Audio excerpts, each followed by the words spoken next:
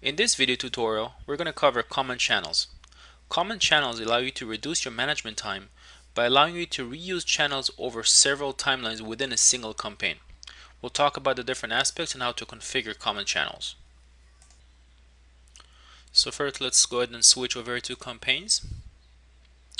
And you see that right now I just have my regular channels and they're assigned to my different screen divisions. And now if I click on the plus sign here, right here, I have another option which is common channel.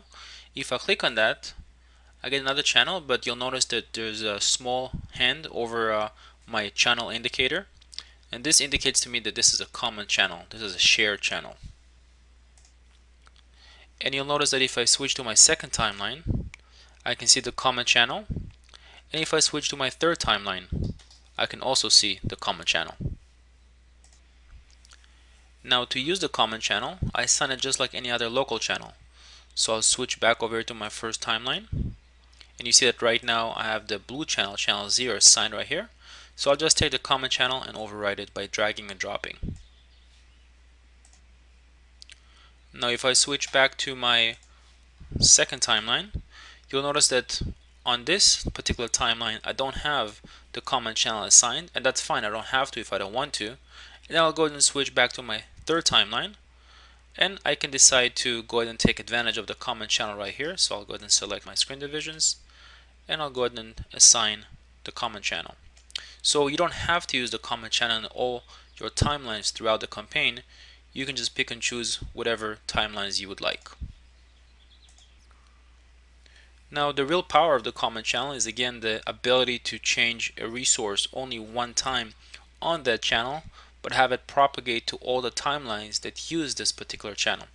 So let's go ahead and switch into my resources and put in go ahead and put an image on my common channel, and just another image just after that. And you'll notice that if I switch to my other timelines, they will have the same exact resources. So if tomorrow I wanted to go and make a change, that change will propagate to all the timelines that use that common channel, as you can see right here. And one thing that may not be very obvious with common channels is that common channels have their own length that is set independent of the timeline they reside on. So let me go ahead and explain that. Right now we have three timelines. We have timeline 1, which has a total length of 2 minutes. We have timeline 2, which has a total length of 3 minutes. And then we have timeline 3, which has a total length of 4 minutes. And now the question is, what is going to be the total length of our common channel, which is independent of any one particular timeline? So let me go ahead and demonstrate how this works. Go ahead and make a little bit more room here. And I'll go ahead and zoom out a little bit on my first timeline. Now you'll notice that if I take this RSS news component, for example, and try and drag and drop it, I'm always limited by the total length of the timeline, in this case 2 minutes. So I'm limited by the boundaries of the timeline. I cannot go beyond that because this channel belongs to this timeline. However, with common channels, I'm not limited to the boundaries of the timeline because this common channel is independent of any single one timeline.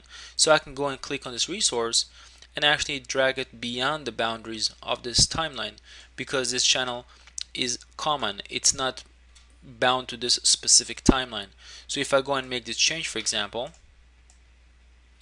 this change will propagate through all the timelines that use this common channel. So if I go, for example, and look at my third timeline, you can see that the same change that I've made on my first timeline propagates to my third timeline as well.